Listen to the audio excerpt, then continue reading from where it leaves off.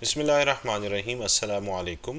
मेरा नाम ज़ुबैर हसन है और हम एमडी कैट केमिस्ट्री लेक्चर की सीरीज़ का दूसरा लेक्चर आज डिस्कस करेंगे, जो कि states of matter, gases, liquids and solids पर मुश्तमिल है। ये लेक्चर 3 हिस्सों पर तकसीम होगा। पहले गैसेस, फिर लिक्विड और फिर सॉलिड में इसके ऊपर डिस्कशन होगी इंशाल्लाह से। हम अगर पीएमसी के सिलेबस की तरफ जाएं तो इसमें ये गैसेस का है, जिसके अंदर हमने मेजर कॉन्सेप्ट्स के ऊपर बात करनी है। हमने गैसेस की प्रॉपर्टीज़ देखनी है, जो जनरल इसकी प्रॉपर्टीज़ हैं। फिर हमने गैस लॉस के ऊपर बात करनी है। इन गैस लॉस को मिला के हमने जनरल गैस इक्वेशन को और फिर काइनेटिक मॉलिक्यूलर थ्योरी के ऊपर बात करनी है। Then we will move toward the ideal gas equation. तो ये दोनों आइडियल गैस इक्वेशन और जनरल गैस इक्वेशन एक ही इक्वेशन के दो डिफरेंट नाम हैं। अब हमने इससे लर्निंग ऑब्जेक्टिव्स हमने इन्हीं को ही एक्सप्लेन करना है कि क्या इफ़ेक्ट होता है वॉल्यूम का, प्रेशर का, वगैरह वगैरह। लिक्विड के पोर्शन के अंदर हमने बात करनी है प्रॉपर्टीज़ लिक्विड्स के ऊपर, इंटरमॉलिक्यूलर फोर्सेस, हाइड्रोजन बॉन्डिंग। ये बहुत ही ज़्यादा इंपॉर्टेंट कॉन्सेप्ट है। वेपर प्रेशर, बॉइलिंग पॉइंट के ऊपर हमने बात करनी है। तो अगर लिक्विड का पोर्शन देखा जाए तो उसके अंदर इतनी ज़्यादा डिस्कशन हमारी नहीं होगी। फिर सॉलिड के पोर्शन में हमने types of solids, introduction, solids की किस्में, क्रिस्टलाइन और एमॉर्फस सॉलिड्स हैं, वो हमने देखनी है कि कौन से सॉलिड्स की किस्में हैं। दो तरह के सॉलिड्स के ऊपर आयनिक और मॉलिक्यूलर सॉलिड्स की प्रॉपर्टीज़ को देखनी है। और आखिर में हमने क्रिस्टल लैटिस को भी जो है ना वो थोड़ा सा डिफाइन करना है, जिसके अंदर हमने लैटिस पॉइंट और लैटिस एनर्जी दो चीज़ों को जो है ना वो देखना है। तो आइए हम शुरुआत करते हैं अपने लेक्चर्स की, और हम इसमें सबसे पहले जो है वो जनरल इंट्रोडक्शन को देखते हैं। अगर हम इसको देखें, सॉलिड, लिक्विड और गैसेस की जो जनरल प्रॉपर्टीज़ जिसमें डिस्कशन की जा सकती है, तो ये इनमें बेसिक डिफरेंसेस हैं जो कि आप स्कूल लेवल से सीखते आते हैं कि solids they are rigid, liquids are not rigid and gases are also not rigid. Solids और लिक्विड, सॉलिड, लिक्विड और गैसेस के अंदर जो डिफरेंस किया जा सकता है वो ये है कि solids they have fixed shape and volume, liquids they have variable shape but they have fix volume. ये इसकी जनरल प्रॉपर्टीज़ हैं जो कि हम स्कूल लेवल से पढ़ते आ रहे हैं। But being MDCAT student आपको बहुत ज़्यादा प्रॉपर्टीज़ में जो है ना वो फ़र्क का पता होना चाहिए कि क्या प्रॉपर्टीज़ में फ़र्क है। अब ये जो प्रॉपर्टीज़ जिसके ऊपर हम बात कर रहे हैं, जो हमने उधर भी देखी कि ये प्रॉपर्टीज़ जैसे यहाँ पर है कि यहाँ पर भी हमें सॉलिड की इंट्रोडक्शन प्रॉपर्टीज़ का कहा गया, फिर लिक्विड की प्रॉपर्टीज़ का कहा गया, फिर गैसेस की प्रॉपर्टीज़ का क्या। तो इन प्रॉपर्टीज़ को यहाँ पे मैंने एक टेबल की फॉर्म में यहाँ पे आपके सामने डिस्प्ले कर दिया है। आप इन प्रॉपर्टीज़ में ऐसा कोई कॉन्सेप्चुअल बात नहीं है और ये प्रॉपर्टीज़ आप सारे जो है ना वो पढ़ते आ रहे हैं। अब अगर हम देखें कि वॉल्यूम सॉलिड का कांस्टेंट, लिक्विड का वेरिएबल और गैसेस का भी वेरिएबल होता है। डिफ्यूजन जो है ना ये प्रॉपर्टी है। डिफ्यूजन का मतलब होता है कि ability to spread, solids can not diffuse, जबकि ये रिजिडिटी सारी प्रॉपर्टीज़ आप इसको देख लिए, इसमें कोई कॉन्सेप्ट वाली बात नहीं है। जो सबसे इंपॉर्टेंट प्रॉपर्टी है जिसके ऊपर बात की जा सकती है और वो ये है, जिसको नोटिसेबल प्रॉपर्टी है, वो है काइनेटिक एनर्जी। यानी कि लिक्विड, सॉलिड, अगर आपसे कोई पूछे कि what is difference between solid, liquid and gases, तो आप उसको ये बोलेंगे कि भाई एक तो शेप का, वॉल्यूम का, इंटरमॉलिक्यूलर फोर्सेस का, पैकिंग का, ये सब का फ़र्क तो होता है। लेकिन एक बहुत, being a student of science, जो हम फ़र्क कर सकते हैं वो काइनेटिक एनर्जी का फ़र्क कर सकते हैं। सॉलिड वो स्टेट ऑफ मैटर है जिसकी काइनेटिक एनर्जी मिनिमम होती है। लिक्विड वो स्टेट होती है जिनकी काइनेटिक एनर्जी मॉडरेट होती है, जबकि गैसेस वो स्टेट ऑफ मैटर है जिनकी काइनेटिक एनर्जी मैक्सिमम होती है। So how can you differ between solid, liquid and gases? वो बहुत सारी प्रॉपर्टीज़ में से ये बहुत इंपॉर्टेंट प्रॉपर्टी इसमें मौजूद है। अब हमने ये प्रॉपर्टीज़ आपने याद करनी है और उनको जहन नशीन करना है कि ये प्रॉपर्टीज़ होती है। तो हम हर एक टॉपिक के अंदर अलग अलग प्रॉपर्टीज़ को डिस्कस नहीं करेंगे कि सॉलिड की ये है, लिक्विड की है। तो यहीं से टेबल से ही आप इसको जो है ना वो याद कर सकते हैं। अब हम आते हैं और हम बात करते हैं सबसे पहले गैसेस के ऊपर। और गैसेस का बिहेवियर एक्सप्लेन करने के लिए वी हैव सम लॉज, जिसको हम कहते हैं गैस लॉस। गैस लॉस का मकसद क्या था जी? गैस लॉस का मकसद ये था कि ये किसी भी गैस का बिहेवियर एक्सप्लेन करने के लिए ये लॉज होती हैं। अब यहाँ पे जो सबसे ये इस गैस लॉस का मकसद क्या है? ये किसी भी गैस का बिहेवियर एक्सप्लेन करती हैं, बिहेवियर ऑफ अ गैस। ये इंपॉर्टेंट चीज़ कि ये जो बिहेवियर ऑफ द गैस के वाले से बातचीत हो रही है, तो ये जो गैस है ये आइडियल गैस होनी चाहिए। तो गोया ये गैस लॉज एप्लीकेबल होती हैं आइडियल गैसेस के ऊपर। अब क्वेश्चन ये है कि आइडियल गैस किसको कहते हैं। अगर मैं टेबुलेट करूं कि यहाँ पे मैं डिफरेंस लिखूं कि what is difference between ideal gas and real gas, तो सबसे पहला डिफरेंस आइडियल गैस और उसमें कि आइडियल गैस में नो इंटरमॉलिक्यूलर फोर्सेस होती हैं और इसमें इट हैज़ इंटरमॉलिक्यूलर फोर्सेस। दूसरे नंबर पे डिफरेंस ये किया जा सकता है volume is negligible ideal gas का, और जबकि इसका हैव डेफिनेट वॉल्यूम इसका होता है। और तीसरा इसमें फ़र्क ये किया जा सकता है ओबे गैस लॉ और real gas does not obey gas laws, ये किसी भी गैस लॉ को ओबे नहीं करती है। चौथा फ़र्क ये किया जा सकता है आइडियल गैस को लिक्विफाई नहीं किया जा सकता है जबकि रियल गैस को लिक्विफाई किया जा सकता है। तो ये चार फ़र्क डिफरेंसेस हैं आइडियल गैस में और रियल गैस के अंदर। अब हमने गैस का बिहेवियर स्टडी करना है, तो गैस के बिहेवियर को स्टडी करने के लिए हमें कुछ लॉस की ज़रूरत है। तो द पहला लॉ जिसको हम डिस्कशन में लेकर आ रहे हैं वो है बॉयल्स लॉ। जब देखें ये लॉज जो प्रेजेंट हुए हैं वो लॉज प्रेजेंट हुए हैं बिहेवियर ऑफ गैस को स्टडी करने के लिए। अब बॉयल्स लॉ में ये जो गैस लॉज हैं उनमें ये देखा गया है गैस लॉज के अंदर कि what is the effect of different parameter on the volume of a gas. एक गैस के वॉल्यूम के ऊपर कौन से पैरामीटर्स हैं जो कि असरअंदाज होते हैं। तो बॉयल्स लॉ के अंदर रिलेट किया गया है किसी भी गैस का वॉल्यूम उसके साथ एक्सटर्नल प्रेशर के साथ इसको रिलेट किया गया है, और उस लॉ में कहा गया कि volume of the gas is inversely proportional to pressure that is being applied. अगर हम इसमें टेम्परेचर को और नंबर ऑफ मोल्स को कांस्टेंट रखते हैं तो गैस के वॉल्यूम और प्रेशर में इन्वर्स रिलेशनशिप आता है। यहाँ पर दो बातें बड़ी इंपॉर्टेंट हैं। सबसे पहली बात जो इंपॉर्टेंट है वो ये है कि ये जो P है ये प्रेशर जो हम अप्लाई कर रहे हैं वो वाला है। So this is pressure applied, या इसको आप एक्सर्टेड ये जो प्रेशर है ये प्रेशर एक्सटर्नल प्रेशर है, या इसको आप प्रेशर अप्लाइड भी कह सकते हैं। तो एक तो यहाँ पर ये जो प्रेशर है वो प्रेशर अप्लाइड है, पहली ये बात हो गई। दूसरी बात होगी कि ये जो रिलेशनशिप है इस रिलेशनशिप में हम देख रहे हैं कि वॉल्यूम और प्रेशर का इन्वर्स रिलेशनशिप है। तो मैं एक चीज़ आपको ये बता देता हूँ कि हम ये समझते हैं कि जी इन्वर्स रिलेशन का मतलब ये होता है कि अगर एक वैल्यू इंक्रीज़ हो रही है तो दूसरी वैल्यू डिक्रीज़ होगी, बिल्कुल ऐसा ही है। लेकिन कंप्लीट मतलब इसका ये होता है कि एक वैल्यू जितनी इंक्रीज़ हो रही है दूसरी वैल्यू उतनी ही डिक्रीज़ होगी। मतलब ये है कि अगर प्रेशर डबल हो रहा है 2 टाइम्स प्रेशर इंक्रीज़ हो रहा है तो वॉल्यूम जो है वो भी 2 टाइम डिक्रीज़ होगा। अगर ये डबल हो रहा है तो ये हाफ हो जाएगा। तो ये इसका मतलब है। अब इसी ग्राफ को, अब इसमें जो दूसरी इंपॉर्टेंट बात है कि अगर हम इस ग्राफ को प्लॉट करते हैं तो इस ग्राफ में हम वॉल्यूम और प्रेशर का अगेंस्ट ग्राफ लेते हैं, और इस लॉ को अगर देखा जाए तो इस लॉ में ये कहा जाता है कि अगर इसका वॉल्यूम इसका प्रेशर मिनिमम है तो इसका वॉल्यूम मैक्सिमम होगा।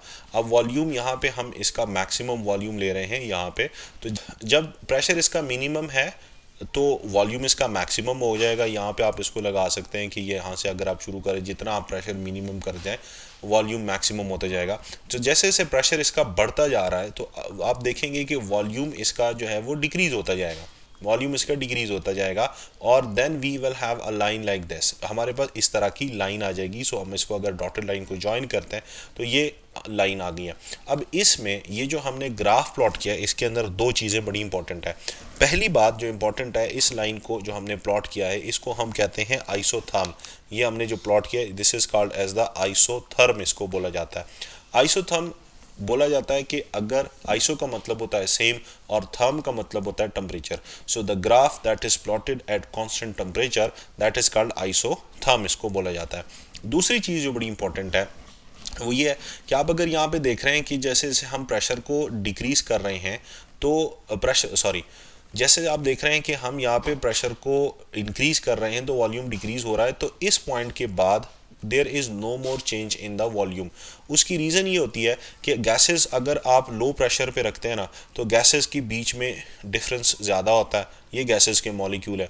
अब आप यूं करें कि इन गैसेस के ऊपर प्रेशर लगाएं, तो जब आप इसके ऊपर प्रेशर लगाएंगे तो ये गैसेस के मॉलिक्यूल एक दूसरे के करीब आना शुरू हो जाएंगे। लेट्स सपोज हम इसको यहाँ पे अगर ड्रॉ करें तो ये गैसेस के मॉलिक्यूल एक दूसरे के करीब करीब आना शुरू हो गई। अब आप इसके ऊपर और प्रेशर लगाएं, तो जब आप इसके ऊपर और प्रेशर लगाएंगे तो ये गैसेस के मॉलिक्यूल एक दूसरे के मैक्सिमम करीब आ गई हैं। अब एम्प्टी स्पेसेस इनके दरमियान में नहीं आ सकती हैं। अब इसमें से ये है कि gases can be compressed, why, because they have empty spaces.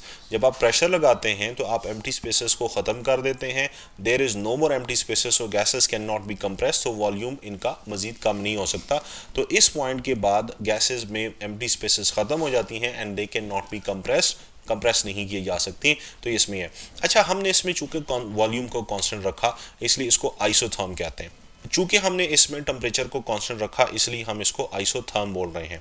अब अगर हम टेम्परेचर को चेंज करें तो टेम्परेचर चेंज करने से क्या इफेक्ट होगा, ये भी एक क्वेश्चन है और बड़ा अच्छा खासा इंपॉर्टेंट क्वेश्चन है कि जब आप टेम्परेचर को चेंज करते हैं तो ये ग्राफ, ये लाइन यहाँ पे आइसोथर्म यहाँ पे आ जाता है। और सपोज अगर हमने ये वाली जो लाइन है ये हमने T1 पे ड्रॉ की और ये वाली लाइन हमने T2 पे ड्रॉ की, फिर हम टेम्परेचर को मज़ीद बढ़ा देते हैं, मज़ीद बढ़ाएंगे तो यही वाली जो लाइन आएगी ये यहाँ पे आ जाएगी इस जगह पे, तो ये लाइन आ गई, ये T3 के ऊपर आ गई। इसमें क्वेश्चन बनता है कि isotherm it moves away from both pressure and volume axes अगर हम टेम्परेचर इंक्रीज किया जाए, इफ टेम्परेचर इंक्रीजेस। ठीक है, उसकी वजह क्या है, ये तो MCQ है, ये तो क्वेश्चन है कि आपसे क्वेश्चन पूछा जाएगा कि what is effect on isotherm if temperature is increase, it moves away from volume axis, it moves away from pressure axis, it moves toward या it moves away from both. तो ये दोनों एक्सेस से जो है ना वो मूव करता है, तो ये चीज़ बड़ी इंपॉर्टेंट है। अब ये आइसोथर्म के ऊपर हमने इफेक्ट ऑफ टेम्परेचर को भी देख लिया। अब in order to remove the sign of proportionality हम कांस्टेंट लगाते हैं, तो ये हमारे पास आ गया V is equal to K upon P आ गया। और इस इक्वेशन को मैं थोड़ा सा रीअरेंज कर लेता हूँ, सो P इस साइड पे आ जाएगा, so PV is equal to K आ जाएगा। तो अब हमने दो इक्वेशंस हासिल कर ली, एक ये वाली पहली वाली इक्वेशन, ये वाली इक्वेशन हमारे पास आ गई और एक ये वाली इक्वेशन आ गई। अब इसमें product of pressure and volume is constant, volume और प्रोडक्ट कांस्टेंट है। अब इसमें से हम क्वेश्चन बनाने के लिए पहले इसका ग्राफ हम प्लॉट करते हैं। तो जब हम इसका ग्राफ प्लॉट करेंगे, इस एक्सिस के ऊपर हम प्रेशर लेंगे और इस एक्सिस के ऊपर हम प्रेशर और वॉल्यूम का प्रोडक्ट लेंगे जो कांस्टेंट आता है। चूंकि गैस आइडियल है तो हम यहाँ पर ये देखेंगे कि ये जो लाइन है ये यहाँ तक आ गई, ये भी आइसोथर्मी कहलाएगी। तो अब सवाल इसको यूं ही, सिर्फ ये वाली कर्व जो है ना आइसोथर्म नहीं कहलाएगी, बॉयल्स लॉ की तमाम जो कर्व्स हैं वो आइसोथर्म कहलाएगी। तो we have a constant line, ये आ गई है। अगर टेम्परेचर, ये सपोज मैंने टेम्परेचर T1 के ऊपर प्लॉट की, अब मैं टेम्परेचर को बढ़ा देता हूँ तो ये ग्राफ मेरे पास आ गया, ये 2 आ गया, और मैंने और टेम्परेचर को बढ़ाया तो ये ग्राफ, ये T3 आ गया। सो आप ये देख रहे हैं कि यहाँ पर जो ग्राफ है ये moves away from pressure axes. तो ये चीज़ भी इंपॉर्टेंट है कि ये वाला जो ग्राफ है, line moves away from pressure axes अगर टेम्परेचर को बढ़ा दिया जाए। तो ये चीज़ बड़ी इंपॉर्टेंट है कि ऊपर वाले लाइन में जो लाइन है वो दोनों से एक्सेस से, प्रेशर और वॉल्यूम दोनों एक्सेस से दूर जा रही है, यहाँ पे सिर्फ प्रेशर से ही दूर जा रही है। तो ये इसका आइसोथर्म के हवाले से हो गया। अच्छा, अब इसके अंदर एक चीज़ ये है कि अगर ये जो रिलेशनशिप है ये मैं लेता हूँ जी, मेरे पास बॉयल्स लॉ का रिलेशनशिप आ गया कि volume is inversely proportional to pressure. अब अगर मैं इसको ये करता हूँ कि प्रेशर इज़ इनवर्सली, अगर मैं इसको इस तरह करूँगा तो गलत कंसिडर होगा। अगर मैं इसको इन्वर्स ऑफ वॉल्यूम की वैल्यू ले लेता हूँ, इन्वर्स ऑफ वॉल्यूम को ले लेता हूँ, तो ये pressure is directly proportional to inverse of volume, ये मैं ले सकता हूँ। लेकिन मैं pressure is inversely proportional to volume, mathematically मैं इसको गलत कंसिडर किया जाता है। सो अगर मैं इसको दोबारा से थोड़ा सा और भी रीअरेंज कर लेता हूँ तो मैं इसको pressure is directly proportional to V-1 ले लेता हूँ। अब प्रेशर और वॉल्यूम का इन्वर्स रिलेशनशिप है, लेकिन प्रेशर और इन्वर्स ऑफ वॉल्यूम का डायरेक्ट रिलेशनशिप है। तो अगर मैं इसके लिए ग्राफ प्लॉट करूंगा तो ग्राफ कुछ इस तरीके से आएगा कि इस एक्सिस के ऊपर मैंने लेना है प्रेशर और इस एक्सिस के ऊपर मैंने लेना है इन्वर्स ऑफ वॉल्यूम। तो यहाँ we will have a straight line, बिल्कुल एक स्ट्रेट लाइन आएगी और ये T1 के ऊपर हमने प्लॉट कर दी। अब यहाँ इंपॉर्टेंट चीज़ कि टेम्परेचर का क्या इफेक्ट होगा। अगर मैं टेम्परेचर को बढ़ाऊंगा तो ये देखिएगा कि टेम्परेचर का वॉल्यूम के साथ डायरेक्ट रिलेशनशिप है और इन्वर्स ऑफ वॉल्यूम के साथ टेम्परेचर का इन्वर्स रिलेशनशिप हो जाएगा।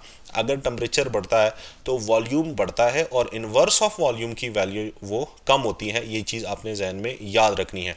तो अगर मैं टेम्परेचर बढ़ाऊंगा तो ये जो वैल्यू है यानी जो लाइन है it will move away from the pressure axis, sorry it will move away from the volume axis, inverse of volume axis की से अवे मूव करेगी। तो अब आप देखेंगे कि ये जब हम इसको अगर समझने की कोशिश करें कि प्रेशर ये था और पहले टेम्परेचर ये था तो इनवर्स ऑफ वॉल्यूम की वैल्यू ये आ गई, दोबारा वॉल्यूम इनवर्स ऑफ वॉल्यूम की वैल्यू ये आ गई और हायर टेम्परेचर पे इनवर्स ऑफ वॉल्यूम की वैल्यू ये आ गई। So as temperature increases inverse of volume जो है ना वो साथ साथ डिक्रीज होता जाएगा। तो ये तो ग्राफिकल क्वेश्चन इसमें से हो गए हैं, ये ग्राफ में से पॉसिबल क्वेश्चन जो पूछे जा सकते हैं वो मैंने आपको बता दिए। अब इसमें जो न्यूमेरिकल प्रॉब्लम के लिए हम क्वेश्चन करेंगे तो एक इक्वेशन जो है हम सॉल्व करते हैं, निकालते हैं, that is P1V1 it is equal to P2V2, ये इक्वेशन आती है। अब इसमें इसके अलावा यहाँ पे वैल्यूज आपने पुट करनी है। एक इंपॉर्टेंट चीज़ आपको बता दूं कि आपने ख्याल ये करना है कि दोनों साइडों पे सेम यूनिट्स होनी चाहिए, वॉल्यूम की भी और प्रेशर की भी सेम यूनिट्स होनी चाहिए, नंबर 1।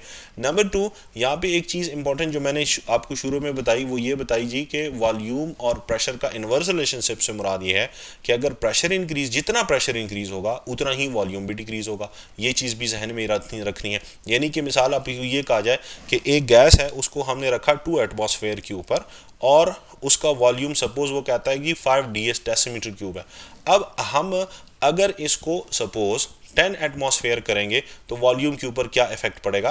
अब आप देखिएगा कि हमने इसका जो वॉल्यूम है, सॉरी जो प्रेशर है वो हमने 5 टाइम्स इंक्रीज कर दिया। तो अगर 5 टाइम्स इंक्रीज हो जाएगा तो ये 5 टाइम्स डिक्रीज हो जाएगा, डिवाइडेड बाय 5 हो जाएगा और ये 1 डेसीमीटर क्यूब आ जाएगा। तो ये चीज़ आपके जहन में होनी चाहिए कि जब हम प्रेशर को इंक्रीज करते हैं तो उतना ही वॉल्यूम डिक्रीज होता है, उतना ही। हमने प्रेशर को 5 टाइम्स इंक्रीज कर दिया तो इसका जो वॉल्यूम है वो भी 5 टाइम ही डिक्रीज हो जाएगा। अब बॉयल्स लॉ पढ़ने के बाद हम इसके कुछ एमसीक्यूज को देखते हैं। पहला नंबर एमसीक्यू है कि for a gases that obey Boyle's law if the pressure is quadruplet. Quadruplet का मतलब ये होता है कि अगर वो हम 4 टाइम्स बढ़ाते हैं तो द वॉल्यूम इट बिकम्स। तो अगर हम रिलेशनशिप को देखें तो प्रेशर और वॉल्यूम में इनवर्स रिलेशनशिप है। तो अगर प्रेशर 4 टाइम्स इंक्रीज होगा तो वॉल्यूम जो है वो 4 टाइम्स डिक्रीज हो जाएगा। तो वॉल्यूम इट बिकम्स 1/4, यानी कि 1/4 हो जाएगा, 4 टाइम ये डिक्रीज हो जाएगा। दूसरा क्वेश्चन ये है कि when a sample of gas is compressed at constant temperature from 15 atmosphere to 60 atmosphere, यानी कि अगर ये P1 है और ये P2 है तो आप देखिएगा कि इंक्रीज इन प्रेशर इसके अंदर कितना आ रहा है कि 15 मल्टीप्लाई बाय 4, यानी कि जो 14 जो प्रेशर है वो 4 टाइम्स इंक्रीज हो रहा है। तो वॉल्यूम को 4 टाइम्स डिक्रीज होना चाहिए according to the law. From 100 centimetre to 20.5 centimetre, give reason. अब अगर गैस आइडियल है तो जितना प्रेशर इंक्रीज होगा उतना ही वॉल्यूम डिक्रीज होगा। तो अगर P1 से वो 4 टाइम्स इंक्रीज हुआ है तो वॉल्यूम अगर उसका 100 सेंटीमीटर क्यूब है तो V2 को 4 टाइम्स डिक्रीज होना चाहिए, यानी कि 100 डिवाइडेड बाय 4, तो उसका वॉल्यूम आना चाहिए 25 सेंटीमीटर क्यूब। लेकिन क्वेश्चन में वो पूछ रहा है कि 20.5 सेंटीमीटर क्यूब है, तो ऐसा क्यों हुआ। तो ये उस वक्त होता अगर गैस आइडियल बिहेव करती, तो फिर वॉल्यूम जो था वो 25 सेंटीमीटर क्यूब होना चाहिए था। अब जो गैस है वो 25 सेंटीमीटर क्यूब नहीं है, इसलिए हम ये कह सकते हैं कि गैस का जो बिहेवियर है वो नॉन आइडियल है। तीसरा एमसीक्यू है कि when oxygen gas volume decreases from 4 decimetre cube two 2 decimetre cube, यानी कि आप यहाँ पे देखिएगा कि अगर ये V1 है तो ये V2 हो गया और V2 जो है वो 2 टाइम्स डिक्रीज हुआ है। The pressure must increase from 400। तो अगर वॉल्यूम और प्रेशर का इनवर्स रिलेशनशिप है, अगर वॉल्यूम 2 टाइम्स डिक्रीज हो रहा है तो मतलब प्रेशर को 2 टाइम्स इंक्रीज होना चाहिए। तो इफ़ इट इज़ 400 P1 है तो P2 को डबल होना चाहिए, 800 किलो पास्कल इसका प्रेशर होना चाहिए। तो इसके लिए करेक्ट आंसर इसका बीटा हो जाएगा। दूसरा जो लॉ है चार्ल्स लॉ, इसको हम डिस्कशन इसके ऊपर करते हैं। चार्ल्स लॉ ये भी एक बड़ा इंपॉर्टेंट लॉ है और इसके अंदर मिस्टर चार्ल्स ने वॉल्यूम और टेम्परेचर के दरमियान में रिलेशनशिप को एक्सप्लेन किया कि किसी भी गैस का जो वॉल्यूम है वो टेम्परेचर के साथ डायरेक्टली प्रोपोर्शनल है अगर हम उसके लिए प्रेशर और मोल्स को कांस्टेंट रखें। ये दोनों चीज़ें इसके अंदर कांस्टेंट होनी चाहिए। तो जितना टेम्परेचर बढ़ेगा उतना ही वॉल्यूम भी साथ साथ बढ़ेगा।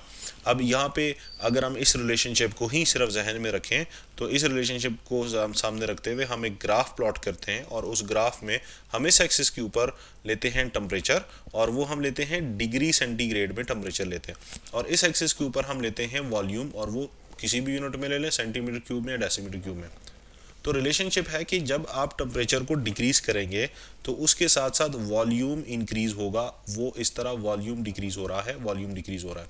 अब ये जो सॉलिड लाइन है it shows a relationship between volume of the gas and temperature, यानी कि टेम्परेचर कम होने से volume of the gas it decreases. अब यहाँ तक तो बात ठीक है, जब एक टेम्परेचर एक ख़ास हद तक आता है उसके बाद गैस इट लिक्विफाइज, तो गैस का जब गैस लिक्विड में कन्वर्ट हो जाती है तो उसका टेम्परेचर, उसका वॉल्यूम चेंज नहीं होता। हम सपोज करते हैं कि ये गैस लिक्विड में नहीं कन्वर्ट हुई तो हम इस ग्राफ को ना एक्स्ट्रापोलेट कर देते हैं। एक्स्ट्रापोलेट जब हम करेंगे तो यहाँ पर दो चीज़ें आपने समझनी है। सबसे पहले आपने समझनी है कि ये जो ब्लू कर्व हमने ड्रॉ की है ये कर्व जो शो कर रही है बिहेवियर ऑफ द गैस का को, और उसके बाद हमने डॉटेड लाइन शो की है, ये एक्स्ट्रापोलेशन कहलाती है।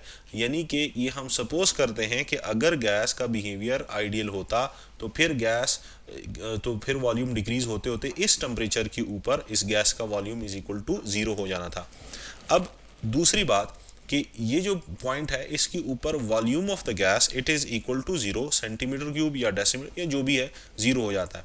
अगर हम इस टेम्परेचर की वैल्यू निकालें तो डिग्री सेंटीग्रेड स्केल के ऊपर इस टेम्परेचर की वैल्यू आती है -273.16 डिग्री सेंटीग्रेड इस टेम्परेचर की वैल्यू आती है। अब ये एक वो टेम्परेचर है जिस पर किसी भी गैस का वॉल्यूम 0 हो जाता है। हम इसके ऊपर थोड़ी देर बाद में बात करते हैं। अब हम वापस आते हैं चार्ल्स लॉ की तरफ और हम कहते हैं कि in order to remove sign of proportionality हम एक कांस्टेंट लगाते हैं which is v is equal to K T. हम ये कांस्टेंट लगा दिया। अब कांस्टेंट यहाँ पर किसके बराबर होगा, v अपान टी के बराबर हो जाता है। अब यहाँ से आपको एक चीज़ और भी मैं बता दूं कि अगर हम कांस्टेंट मालूम करें तो in case of Charles law जो k है, जो कांस्टेंट है, उसकी अगर आपसे बोले जाए कि यूनिट आप मालूम कर लें तो वॉल्यूम की अगर आपने सेंटीमीटर क्यूब लिया हुआ है या डेसीमीटर क्यूब लिया हुआ है, कोई भी यूनिट ली हुई है, तो ये सेंटीमीटर क्यूब पर केल्विन इसकी यूनिट आ जाएगी के की।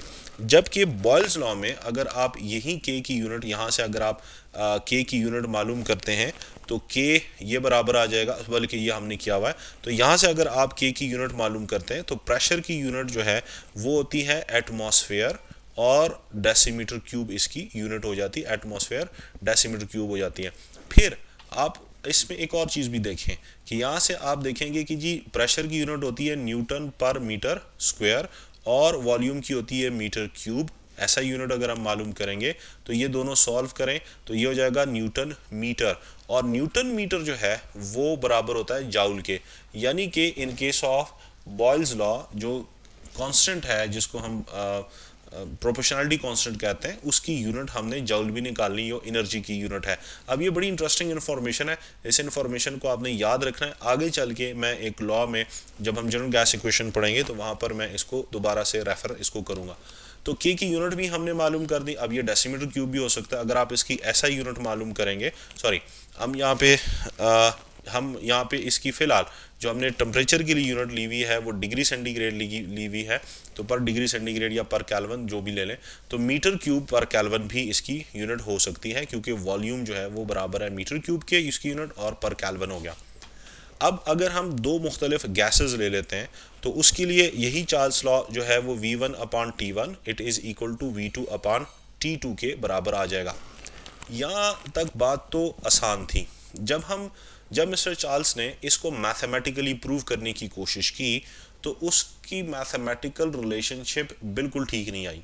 यानी कि वो ये कहता था कि अगर हम सपोज कर लेते हैं कि किसी भी गैस का जो वॉल्यूम है वो 100 सेंटीमीटर क्यूब है, किसी एक स्पेसिफिक टेम्परेचर के ऊपर T1 आप ले लें सपोज 50 डिग्री सेंटीग्रेड के ऊपर, तो जब वो टेम्परेचर अगर फिर 200 सेंटीमीटर क्यूब के लिए क्या टेम्परेचर चाहिए होगा, तो अकॉर्डिंग टू द लॉ जितना वॉल्यूम डबल होता है उतना टेम्परेचर भी डबल होना चाहिए, तो 100 सेंटीमीटर क्यूब के ऊपर होना चाहिए था। लेकिन ये मैथमेटिकली ऐसी बात नहीं आई, मतलब एक्सपेरिमेंटली ये ऐसी बात नहीं हुई। फिर हम एक और चीज़ भी देखते हैं सपोज हम कहते हैं कि जी volume of the gas is 500 centimetre cube, मैं मिसाल के तौर पर कहता हूँ, और टेम्परेचर जो है ना वो 0 डिग्री सेंटीग्रेड है। अब अगर मैंने वॉल्यूम को डबल करना है, मुझे 1000 सेंटीमीटर क्यूब का वॉल्यूम चाहिए, प्रेशर और मोल्स कांस्टेंट है, तो टेम्परेचर की क्या वैल्यू होनी चाहिए? तो according to the law temperature must be doubled. अब 0 का डबल क्या होना चाहिए? तो इसका मतलब ये हुआ कि जब तक हम डिग्री सेंटीग्रेड स्केल को यूज़ कर रहे हैं तब तक चार्ल्स लॉ मैथमेटिकली वेरीफाई नहीं होता। फिर उसके बाद चार्ल्स का एक दोस्त था जिसका नाम था कैल्विन, लॉर्ड कैल्विन। उसने एक स्केल जो है ना वो दरियाफ्त किया जिसको हम कहते हैं कैल्विन स्केल। अब यहाँ एक चीज़ आपको बता दूं कि जी टेम्परेचर के थर्मोमेट्री के दो स्केल होते हैं। एक इसका स्केल होता है रिलेटिव स्केल और दूसरा इसका स्केल होता है एब्सोल्यूट स्केल। रिलेटिव स्केल जो है वो हम यहाँ पे जो इस्तेमाल करते हैं degree centigrade and degree Fahrenheit scale इस्तेमाल करते हैं, जबकि एब्सोल्यूट स्केल जो है वो केल्विन स्केल होता है। मिस्टर कैल्विन ने एब्सोल्यूट स्केल ऑफ थर्मोमेट्री को मैथमेटिकली डिराइव किया और इस स्केल के मुताबिक हम अगर किसी भी डिग्री सेंटीग्रेड में 273 ऐड करेंगे तो वो कैल्विन के बराबर हो जाएगा। अब इन शॉर्ट जब हम चार्ल्स लॉ की वेरिफिकेशन करते हैं तो temperature must be taken on the kelvin scale, उसको कैल्विन स्केल के ऊपर ही लेना होगा। अब अगर हम इसी लॉ को यानी इसी डाटा को वेरीफाई करें, कि 50 के ऊपर ये वेरीफाई नहीं हो रहा था या 0 के साथ ये वेरीफाई नहीं हो रहा था, और हम इसको केल्विन में कन्वर्ट करें, तो suppose volume of the gas it was 100 centimetre cube और वो था 50 डिग्री सेंटीग्रेड के ऊपर, T1 50 डिग्री सेंटीग्रेड के ऊपर, और इसको हम कन्वर्ट करते हैं केल्विन में, तो केल्विन में कन्वर्ट करने पर ये 323 केल्विन आ जाता है। तो अगर ये वॉल्यूम V2 हो जाए और ये 200 सेंटीमीटर क्यूब हो जाए तो फिर इसकी वेरिफिकेशन हो सकती है। आप इसके वॉल्यूम को, अब इस वॉल्यूम को आपने डबल करना है, इस वॉल्यूम को डबल करना है, तो ये हो जाएगा 646 केल्विन के ऊपर, तो ये चार्ल्स लॉ वेरीफाई बिल्कुल हो जाएगा। तो बड़ी इंपॉर्टेंट चीज़ यहाँ पर पहली चीज़ वो यह है कि temperature must be taken on the kelvin scale, फिर जाके लॉ वेरीफाई होगा, अदरवाइज लॉ वेरीफाई नहीं होगा। अब इसमें से एक एमसीक्यू जो है वो ये आता है कि अगर किसी गैस का वॉल्यूम जो है ना वो 100 सेंटीमीटर, जैसे मैंने यहाँ पे बोला है कि अगर वो 500 सेंटीमीटर क्यूब है और वो हमने 1000 सेंटीमीटर क्यूब करना है, तो टेम्परेचर 0 से किधर लेकर जाएँ, 0 से किधर लेकर जाएं, तो उसमें ऑप्शन अगर आपको दी जाए कि आप 0 से ना इसको 100 सेंटीग्रेड पे ले जाएं, आप इसको 0 से 446 डिग्री सेंटीग्रेड पे ले जाएं, आप 546 केल्विन पे ले जाएं, या आप इसको जो है ना वो 10 डिग्री सेंटीग्रेड पे ले जाएं, तो करेक्ट आंसर इसमें जो है ना वो ये हो जाएगा। क्योंकि जब अगर वो टेम्परेचर जो है वो 0 डिग्री सेंटीग्रेड को आप केल्विन में कन्वर्ट करते हैं तो वो 273 केल्विन आ गया, और इस जब आपने वॉल्यूम को डबल करना है तो टेम्परेचर को भी डबल करना होगा। 273 का डबल जो है ना वो 546 केल्विन होता है, तो इसमें करेक्ट आंसर यही चीज़ आ जाती है। तो पहली बात हो गई। दूसरी बात ये हो गई कि ये जो लाइन जहाँ पर इसको 0 को टच कर रही है, इस लाइन को हम एब्सोल्यूट 0 कहते हैं। इसको एब्सोल्यूट 0 क्यों कहते हैं? इसकी कुछ लोग के जहन में ये भी बात आती है इसको एब्सोल्यूट 0 इसलिए कहते हैं क्योंकि इसके ऊपर वॉल्यूम ऑफ द गैस 0 हो गया है। बिल्कुल भी ऐसा नहीं है, आप किसी तरीके एक तरह से आप जस्टिफिकेशन दे सकते हैं, लेकिन अगर आप ये टेम्परेचर केल्विन स्केल में कन्वर्ट कर दें तो केल्विन स्केल में ये टेम्परेचर 0 केल्विन के बराबर आ गया। तो 0 केल्विन चूँकि ये वो टेम्परेचर है जिसके ऊपर वॉल्यूम ऑफ द गैस 0 हो गया, ये रीज़न नहीं है। So the temperature on kelvin scale is 0, और मैंने अभी आपको बोला है कि ये जो केल्विन स्केल है इसके लिए एक और टर्म इस्तेमाल होती है, this is also called as the absolute 0। तो when the volume the temperature on absolute scale is 0, इसको एब्सोल्यूट 0 कहते हैं, और इसके ऊपर किसी भी गैस का वॉल्यूम थ्योरेटिकली बिकम्स 0 हो जाता है। तो तीसरी बात यहाँ से एमसीक्यू क्या आ सकते हैं? तीसरी बात ये एमसीक्यू यहाँ से ये आ सकते हैं कि जी किस टेम्परेचर के ऊपर गैस का वॉल्यूम जो है वो 0 के बराबर हो सकता है। तो ये जो एब्सोल्यूट 0 है, ये इसके लिए वैल्यू याद रखनी जो है वो इम्पॉर्टेंट है कि ये टेम्परेचर डिग्री सेंटीग्रेड स्केल के ऊपर -273.16 डिग्री सेंटीग्रेड है, केल्विन स्केल के ऊपर ये 0 केल्विन है, और डिग्री फ़ारेनहाइट पे -459.4 डिग्री फ़ारेनहाइट है। तो ये तीनों डिफरेंट स्केल्स हैं थर्मोमेट्री के ऊपर, ये volume of the gas it becomes 0। अब इसमें से क्वेश्चन हम बाद में देखते हैं कि ये भी क्वेश्चन पूछा जाता है कि ये क्या पॉसिबल है। ये थ्योरेटिकली किसी भी गैस का वॉल्यूम ज़ीरो हो जाता है। उसकी रीज़न ये है, दो रीज़न्स हैं कि इस टेम्परेचर पर को अटेन करने से पहले volume of the gas constant हो जाता है because it turns into liquid. और नंबर वन, नंबर टू ये है कि ये टेम्परेचर अचीव करना एक्सपेरिमेंटली या प्रैक्टिकली नॉट पॉसिबल है। It is not possible to have this temperature. अब यहाँ पे हम इसके आखिरी हिस्से को टच करते हैं कि अगर आपने किसी भी गैस का वॉल्यूम मालूम करना हो तो वॉल्यूम ऑफ द गैस मालूम करने के लिए वी हैव मैथमेटिकल रिलेशन। वो मैथमेटिकल रिलेशनशिप यह है कि V it is equal to V naught into 1 plus T upon 273। एक ये इक्वेशन है, और एक इक्वेशन यह है कि V T it is equal to V naught into T upon 273। ये दो इक्वेशंस हैं हमारे पास। अब ये जो दो इक्वेशंस जो कि बज़ाहिर डिफरेंट नज़र आ रही हैं, ये इक्वेशन डिफरेंट हरगिज़ नहीं है। यहाँ पर हम जो ये ले रहे हैं ये टेम्परेचर लेंगे ऑन डिग्री सेंटीग्रेड स्केल, और इसमें हम टेम्परेचर लेंगे ऑन केल्विन स्केल। तो हम सपोज करते हैं, यहाँ पे एक चीज़ एमसीक्यू है कि जी अगर हम किसी भी गैस का वॉल्यूम 0 डिग्री सेंटीग्रेड के ऊपर, ये जो वी नॉट है ये volume of the gas eight 0 degree centigrade है, और अगर मैं 546 सेंटीमीटर क्यूब एक गैस का वॉल्यूम इमेजिन कर लूँ, ले लूँ, कंसिडर कर लूँ, और वो होगा एट 0 डिग्री सेंटीग्रेड, ओके। और मैं कहता हूँ कि जी what will be the volume of the gas at 1 degree centigrade. तो हम इस इक्वेशन के अंदर पुट करेंगे तो वॉल्यूम जो होगा वो 1 डिग्री सेंटीग्रेड पे 548 सेंटीमीटर क्यूब आ गया। फिर एट 2 सेंटीमीटर डिग्री सेंटीग्रेड अगर मैं मालूम करूँगा 550 सेंटीमीटर क्यूब आ जाएगा, और इसी तरह से कीप ऑन गोइंग। अब यहाँ से तो आपको एक इंफॉर्मेशन मिल रही है कि each degree rise and fall से 2 सेंटीमीटर क्यूब का चेंज आ रहा है, ओके। अब ये जो 2 centimetre cube increase in volume है ये बराबर है, it is equal to 273rd part of original volume का ये 273rd पार्ट है। तो ये भी एमसीक्यू हो गया कि 1 डिग्री टेम्परेचर बढ़ाने से ओरिजिनल वॉल्यूम का कितना हिस्सा इंक्रीज या डिक्रीज होता है। सो ये 273rd part of the original volume जो 0 डिग्री सेंटीग्रेड के ऊपर उस गैस का वॉल्यूम होगा। यहाँ पर हमने ओरिजिनल वॉल्यूम 546 कंसिडर किया है, तो 273rd पार्ट ऑफ 546 वो बराबर आता है 2 सेंटीमीटर क्यूब के। तो इसलिए मैं हर डिग्री राइज के साथ मैं 2 सेंटीमीटर क्यूब वॉल्यूम को बढ़ा रहा हूँ यहाँ पे। अगर आपको गिवन वॉल्यूम कुछ और होगा तो वो 2 सेंटीमीटर क्यूब की बजाय कुछ और वॉल्यूम भी हो सकता है। गैस लॉस को जो कंबाइन करते हैं तो we have a mathematical equation, और इस मैथमेटिकल इक्वेशन को general gas equation, ideal gas equation, universal gas equation कहते हैं। ये एक ही इक्वेशन के मुख्तलिफ नाम है। So we have these 3 different things from this one. अब पहला लॉ जो हमने पढ़ा वो हमने पढ़ा बॉयल्स लॉ, और बॉयल्स लॉ में हमने रिलेट किया temperature, volume of the gas and pressure of the gas. Inverse relationship है। अगर इसके अंदर हम टेम्परेचर को कांस्टेंट रखें और मोल्स को भी हमने कांस्टेंट रखा तो ये दो चीज़ें कांस्टेंट है।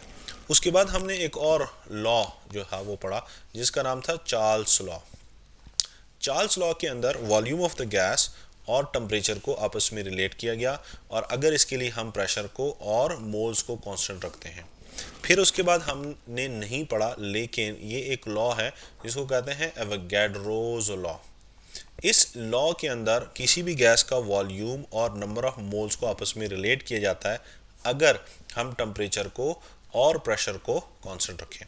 अच्छा, अब यहाँ पे मैंने आपको लेक्चर के दौरान एक चीज़ बताई थी बॉयल्स लॉ में, चूँकि हम टेम्परेचर कांस्टेंट रखते हैं तो टेम्परेचर कांस्टेंट रखने की वजह से जो कर्व हासिल होती है इसको कहते हैं आइसोथर्म। और बॉयल्स लॉ में हम प्रेशर को कांस्टेंट रखते हैं, तो प्रेशर हमने यहाँ पे बॉयल्स लॉ में देखें कि प्रेशर को हमने कांस्टेंट रखा, तो ये जो हमने कर्व ड्रॉ की है ये एट कांस्टेंट प्रेशर ड्रॉ की है, तो इसको हम कहते हैं isobar. So when the pressure maintain is constant तो उसको हम उस कंडीशन को, स्टेट को हम आइसोबार कहते हैं। अच्छा, अब ये तीन इक्वेशंस आ गई हैं, ये इसको मैं इक्वेशन 1 कह लूँ, इसको मैं इक्वेशन नंबर 2 कह लूँ, और this is called as equation number 3। अब मैथमेटिक्स के रूल के मुताबिक अगर लेफ्ट हैंड साइड बराबर है तो ऑटोमेटिकली राइट हैंड साइड भी बराबर हो जाएंगी, लेकिन मैं यहाँ पे लिखता हूँ कि कंबाइनिंग इन इक्वेशंस को अगर हम इक्वेशन 1, 2 एंड 3, अगर इसको इक्वेशन 1, 2 और 3, इक्वेशन 1, 2 और 3 को अगर मैं कंबाइन करता हूँ, then we will have v is directly proportional to N T upon ये p आ जाएगा। In order to remove sign of proportionality हम एक कांस्टेंट का इस्तेमाल करते हैं, यहाँ पर हम कांस्टेंट लगाएंगे, so this is v, it is equal to r, ये मैंने कांस्टेंट लगाया है, एन टी अपॉन p आ जाएगा। इस इक्वेशन को मैं रीअरेंज कर लेता हूँ तो p उस साइड पे चला जाएगा, तो ये जगह P V it is equal to N R, और ये आ जाएगा t। तो ये जो इक्वेशन है, this equation is called as the general gas equation, या इसको आइडियल गैस इक्वेशन, या इसको रियल गैस इक्वेशन कहा जाता है। अब इसमें जो r है, this r, it is called as the ideal gas constant, या इसको रियल जनरल गैस कांस्टेंट भी बोला जाता है, या इसको यूनिवर्सल गैस कांस्टेंट भी बोला जाता है। ये कांस्टेंट है, ठीक है। अब इस इक्वेशन से तीन तरह के क्वेश्चंस आते हैं। सबसे इंपॉर्टेंट क्वेश्चन जो है वो इसके आते हैं जी, value and units of R. जो यूनिट्स हैं हम जो मालूम करने हैं, वो हमने वैल्यूज़ और यूनिट्स इसके मालूम करने हैं। तो इसकी जो इक्वेशंस की आर की वैल्यूज़ हैं और यूनिट्स हैं, वो आपने खुद ही याद करनी है, मेमोराइज करनी है। मैं जनरली अगर इसी क्वेश्चन को यहाँ पे थोड़ा सा रीअरेंज करके लिख देता हूँ, तो we will have R, it is equal to P V upon N T, ठीक है। अब इसकी यूनिट्स आपने खुद ही याद करनी है कि वो क्या होती हैं। दोबारा लिखता हूँ, R it is equal to P V upon N T. तो इसकी चार यूनिट्स हैं। पहली यूनिट इसकी जो है ना, वो है 0.0821। अब प्रेशर की यूनिट आपने लेनी है एटमॉस्फेयर, वॉल्यूम की यूनिट आपने लेनी है डेसीमीटर क्यूब, और पर मोल पर केल्विन ये हो जाएगा, क्योंकि आपने टेम्परेचर जो है वो केल्विन में लेते हैं, तो इसकी पहली यूनिट हो जाएगी। दूसरी यूनिट जो है, अगर आप एटमॉस्फेयर को पास्कल में, या आप अगर आप एटमॉस्फेयर को मिलीमीटर ऑफ मरकरी में या टॉर में कन्वर्ट करते हैं, तो ये आ जाएगा 62,400 मिलीमीटर ऑफ मरकरी, और ये आ जाएगा सेंटीमीटर क्यूब में वॉल्यूम, और पर मोल पर केल्विन हो जाएगा। अच्छा, अब इसी को ज़रा हम देख लें, यही आपको यूनिट दी गई है, यही आपको क्वेश्चन में से अगर आता है कि जी अगर हम ये कहते हैं कि what is the unit of general gas constant, अगर मैं प्रेशर लेता हूँ टॉर में और मैं वॉल्यूम लेता हूँ डेसीमीटर क्यूब में, ठीक है, तो क्या करना है आपने। अब इसके लिए आप दो काम कर सकते हैं, या तो यहाँ पर एटमॉस्फेयर को आप कन्वर्ट कर दें टॉर में, या तो आप सेंटीमीटर क्यूब को कन्वर्ट कर दें डेसीमीटर क्यूब में। प्रेशर को टॉर में कन्वर्ट करना इसलिए मुश्किल है क्योंकि एक एटमॉस्फेयर ये बराबर होता है 760 टॉर के। तो आपने इस वैल्यू को 760 से मल्टीप्लाई करना, आपके पास कैलकुलेटर तो होता नहीं है। ये जो वैल्यू है सेंटीमीटर क्यूब को डेसीमीटर क्यूब में कन्वर्ट करना, ये कंपैरेटिवली आसान है। क्यों आसान है? बिकॉज एक डेसीमीटर क्यूब ये बराबर होता है 1000 सेंटीमीटर क्यूब के। तो आपने डेसीमीटर क्यूब को अगर सेंटीमीटर क्यूब में कन्वर्ट करना है तो बस इसको सिर्फ 1000 से डिवाइड कर दें। तो ये जो भी वैल्यू होगी यहाँ पर, ये वाली जो भी वैल्यू होगी, इसको आपने 1000 से डिवाइड कर देना है, तो सेंटीमीटर क्यूब कन्वर्ट हो जाएगा डेसीमीटर क्यूब के अंदर। तो ये जाएगा 62,400 टॉर डेसीमीटर क्यूब। अच्छा सॉरी, इसको आपने 1000 पे डिवाइड किया ना, तो डिवाइड करेंगे तो आप इसको 62.4 टॉर डेसीमीटर क्यूब पर मोल पर केल्विन, ये इसकी वैल्यू आ जाएगी। ठीक है, अगर आपने ये करना है मीटर क्यूब में कन्वर्ट करना है, तो मीटर क्यूब में आपने इसको दोबारा से 1000 से डिवाइड करना है। तो इस तरह आप कन्वर्जन्स कर सकते हैं। ये भी क्वेश्चन जो है ना वो आ सकता है। तीसरी जो इसकी वैल्यू है जो बहुत इंपॉर्टेंट है, वो एसआई वैल्यू है। वो होती है 8.214 न्यूटन मीटर पर मोल पर केल्विन, पर मोल पर केल्विन। ये जो वैल्यू है इसकी, this one is SI value of R. ये आर की एसआई वैल्यू है। अब इसमें जो न्यूटन मीटर है, ये आप लोगों ने पढ़ा हुआ है फिजिक्स में कि ये बराबर होता है जाउल के, तो हम इसको जाउल भी लिख सकते हैं। सो ये हो जाएगा 8.214 जाउल पर मोल पर केल्विन के, ये बराबर हो जाएगी। अच्छा, चौथी वैल्यू आप इसकी ले सकते हैं कि आप अब अगर हम इस जाउल को कन्वर्ट करते हैं कैलोरीज में, तो ये याद रखें कि एक कैलोरी ये बराबर होती है 4.18 जाउल के। तो यही यूनिट हम इसको ले लेते हैं 8, इसको डिवाइड कर देते हैं तो आंसर आता है 1.9 कैलोरी पर मोल पर केल्विन में, ये वैल्यू आ जाती है। तो वी हैव दीज वैल्यूज, एक वैल्यू ये हो गई, दूसरी वैल्यू ये हो गई, तीसरी वैल्यू ये हो गई, चौथी वैल्यू ये हो गई, पांचवी वैल्यू, मतलब ये दो वैल्यूज तो एक जैसी हैं लेकिन यूनिट्स एक है। तो you have 4 different values for the R की 4 डिफरेंट वैल्यूज है। तो एक तो आपसे ये वैल्यूज में क्वेश्चन पूछा जाएगा कि उस वैल्यूज को आगे पीछे अल्टर करेंगे और वैल्यूज का पूछा जाएगा। अगर मिसाल मैं कहता हूँ कि किलो जाउल में वैल्यू आ जाए, तो जाउल को किलो जाउल में कन्वर्ट करने के लिए आप 1000 से इसको डिवाइड कर देंगे, ठीक है। तो किलो कैलोरीज में आ जाए तो 1000 पे डिवाइड कर देंगे। तो इन वैल्यूज को आगे पीछे आप अगर लेट्स सपोज एटमॉस्फेयर और सेंटीमीटर क्यूब में आ जाए, तो डेसीमीटर क्यूब को सेंटीमीटर क्यूब में कन्वर्ट करने के लिए 1000 से मल्टीप्लाई कर देंगे। तो ये इंटर कन्वर्जन इसकी हो गई है। आइडियल गैस इक्वेशन की एप्लीकेशंस क्या हैं? इसकी दो एप्लीकेशन है। पहली इसकी एप्लीकेशन यह है कि हम इसके ज़रिए से किसी भी गैस का मोलर मास मालूम कर सकते हैं, ठीक है। Molar mass of unknown gas ये मालूम किया जा सकता है।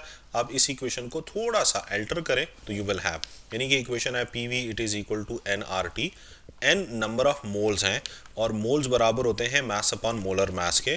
तो ये आप कर लें PV is equal to mass upon molar mass, R T ले लें।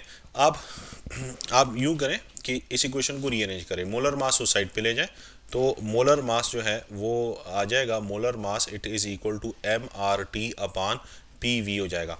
तो ये आपसे कैलकुलेशन का बिल्कुल भी नहीं पूछेंगे क्योंकि सख्त किस्म की कैलकुलेशन है, ये टाइम टेकिंग है, लेकिन आपको इक्वेशन के बारे में पता होना चाहिए। दूसरी चीज़ आपसे इसमें पूछी जाती है किसी भी गैस की डेंसिटी, ठीक है, density of an ideal gas. इसमें से क्वेश्चन अच्छे खासे बनते हैं अगर हम इसी इक्वेशन को थोड़ा सा देखें कि ये हमारे पास ये इक्वेशन है और इस इक्वेशन को हम रीअरेंज कर लेते हैं। ये इक्वेशन है, इस इक्वेशन को थोड़ा सा हमने यहाँ पे रीअरेंज कर लिया तो v इधर आ गया, तो ये आ जाएगा m upon V it is equal to P M upon R T, ये इक्वेशन आ गई। अब m अपान वी यानी मास पर यूनिट वॉल्यूम, ये बराबर होता है डेंसिटी के। So density is equal to P M upon R T.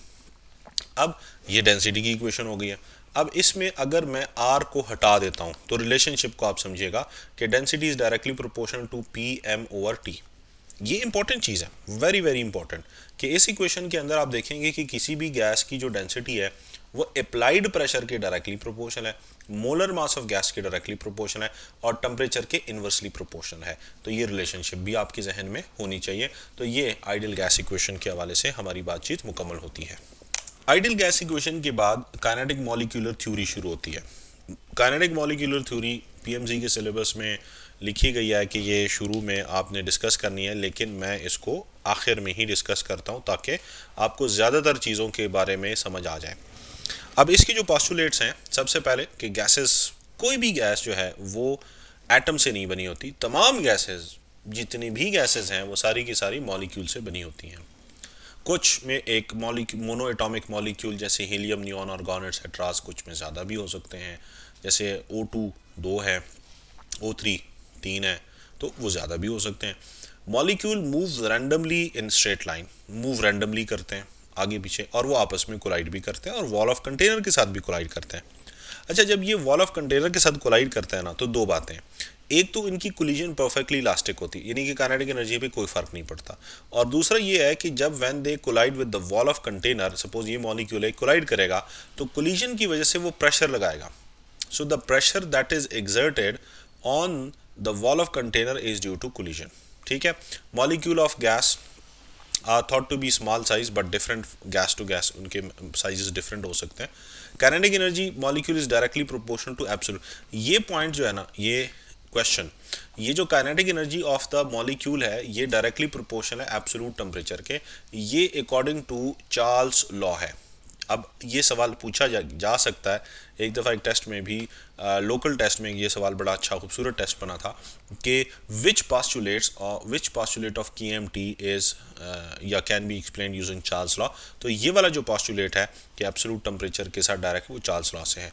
Relatively low pressure average distance between molecule are large as compare to molecular diameter, कि molecules के बीच में जो एम्प्टी स्पेसेस हैं वो ज़्यादा होती हैं।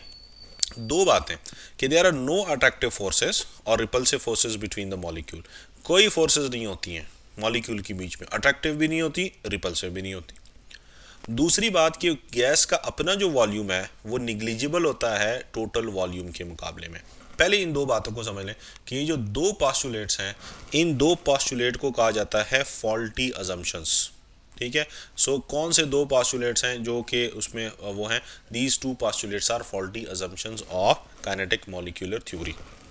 अब ज़रा एक और चीज़ को भी समझें, दो चीज़ें इन्होंने बताई हैं यहाँ पे, अगर आप इसको देखें ना, दो चीज़ें हैं। एक उसने बताया है कि the volume occupied is negligible as compare to total volume of the container. यहाँ पे गैस की दो तरह के वॉल्यूम होते हैं, एक होता है गैस ने जो वॉल्यूम ऑक्युपाई किया हुआ है, ठीक है, और वो कंटेनर, और एक होता है actual volume of the gas. ये actual volume of the gas है जिसको हम बी से रिप्रेजेंट करते हैं। तो वो ये कह रहा है कि ये जो actual volume of the gas है वो इस ऑक्युपाइड वॉल्यूम के मुकाबले में निग्लिजिबल होता है फॉर अ गैस, ठीक है, और ये आइडियल गैस के हवाले से है। तो हम आइडियल गैसेस के अंदर जो डिफरेंस कर सकते हैं, जो मैंने आपको शुरू में कराई थी, उसमें मैंने कहा था ये चार डिफरेंसेस हैं कि कोई अट्रैक्टिव फोर्सेस नहीं होती, वॉल्यूम निग्लिजिबल होता है, और गैस लॉस को भी और कैन नॉट बी लिक्विफाइड होती हैं। अच्छा, अब तक आप तो समझ गए होंगे कि गैसेस के मॉलिक्यूल के दरमियान में इंटरमॉलिक्यूलर फोर्सेस इसलिए नहीं होती because they are distanced apart. Volume का मैंने एक्सप्लेन कर दिया, गैस लॉस भी, ठीक है। Why they can not B liquefied? देखिए, जब आप किसी गैस को लिक्विड के अंदर कन्वर्ट करते हैं तो liquid have attractive forces, gases में तो अट्रैक्टिव फोर्सेस नहीं होती, therefore they can not B liquefied, इसलिए उनको लिक्विफाई नहीं किया जा सकता। तो ये आइडियल और रियल गैस के दरमियान में डिफरेंसेस है।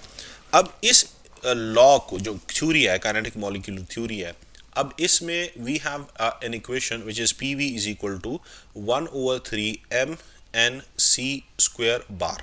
इनको समझना है, जो बड़ा ज़रूरी है। इसमें जो m है ये किसी भी गैस का मास ऑफ अ मॉलिक्यूल, एक मॉलिक्यूल का मास होता है। इसमें जो n है, ये वाला n है, ये नंबर ऑफ मॉलिक्यूल्स हैं, कितने मॉलिक्यूल्स उस कंटेनर के अंदर मौजूद है, और इसके अंदर जो c² बार है ये कहलाती है मीन स्क्वायर वेलोसिटी, ये मीन स्क्वायर वेलोसिटी कहलाती है। अच्छा, अब इसको मीन स्क्वायर वेलोसिटी क्यों बोलते हैं? इसकी रीज़न ये है कि जनाब, अगर मिसाल हम एक गैस कंटेनर ले लें और उसमें हम एक मॉलिक्यूल इनक्लोज कर दें और एक दूसरा मॉलिक्यूल इनक्लोज कर दें, ये वाला मॉलिक्यूल जो है इधर मूव कर रहा है with velocity of 5 metre per second, और ये वाला मॉलिक्यूल इधर मूव कर रहा है with the velocity of 5 metre per second. तो चूंकि वेलोसिटी एक वेक्टर क्वांटिटी है, डायरेक्शन डिफरेंट है, तो आपने माइनस का साइन लगाना है। अब मैं आपसे बोलता हूँ कि बताइएगा इसकी वेलोसिटी क्या होगी, एवरेज वेलोसिटी क्या होगी? आप बोलेंगे 5 प्लस -5 और ये आ जाएगी 0 डिवाइडेड बाई 2 और ये आ जाएगी 0, ठीक है। हालांकि ऐसे तो नहीं है। उसका हमने तरीकाकार हल क्या निकाला, हम अब यूं करते हैं कि इस वेलोसिटी का स्क्वायर ले लेते हैं, ठीक है। इस वेलोसिटी का हमने स्क्वायर ले लिया, तो हम अगर 5² प्लस -5² ले लेते हैं तो ये 25 प्लस 25 डिवाइडेड बाई 2 आ गया, तो ये 25 आ गया। यानी कि वो नेगेटिव फैक्टर को ख़त्म करने के लिए हमने इसका स्क्वायर लिया। और हमने माइनस का साइन क्यों लगाया भाई? माइनस का साइन हमने इसलिए लगाया क्योंकि एवरेज वेलोसिटी हमने लेनी होती। अब क्वेश्चन ये कि हमें क्यों ज़रूरत है एवरेज वेलोसिटी लेने की? क्योंकि गैस के अंदर जितने भी मॉलिक्यूल्स होते हैं तमाम की काइनेटिक एनर्जी एक जैसी नहीं होती है, बास की काइनेटिक एनर्जी ज़्यादा, बास की कम, तो therefore we have to take the average, इसलिए हमें एवरेज ही लेनी पड़ती है। अब इस इक्वेशन में हम जो क्वेश्चन है, जो कुछ चीज़ें हैं सीधा सीधा उसको देख लेते हैं। We have PV is equal to 1/3 mNc² bar. तो जो सबसे अहम है और जाज़िब नज़र है वो c² बार है। इसको हम ज़रा देखते हैं। अगर मैं इस इक्वेशन को थोड़ा सा रीअरेंज कर लेता हूँ, ठीक है, यानी बाकी वैल्यूज़ मैं उस साइड पे ले जाता हूँ, तो we will have 3PV upon m into n is equal to c² bar. अब मैं कहता हूँ कि जी मेरे पास 1 मोल गैस है, for 1 mole of gas, 1 mole gas है, तो 1 मोल ऑफ गैस के लिए general gas equation P V is equal to R T हो जाएगा। वैसे होता है एनआरटी है, एन 1 के बराबर है, वो ख़त्म हो गया। तो फिर जो m इंटू एन हो जाएगा, ये m इंटू एन ए हो जाएगा, क्योंकि 1 मोल में एवोगैड्रो नंबर ऑफ पार्टिकल है, और एवोगैड्रो नंबर ऑफ पार्टिकल का मास मोलर मास के बराबर होता है।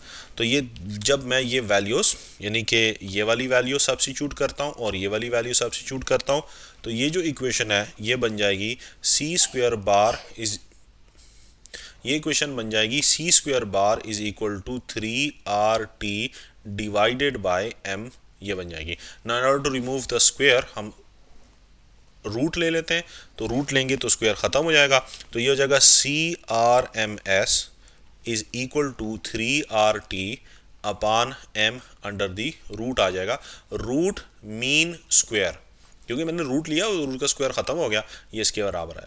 अब अगर आप इसमें देखें ना, वेलोसिटी और मोलर मास का इन्वर्स रिलेशनशिप है और वेलोसिटी और टेम्परेचर का डायरेक्ट रिलेशनशिप बनता है, तो इसमें से ये क्वेश्चन भी जो है ना वो पूछा जाता है।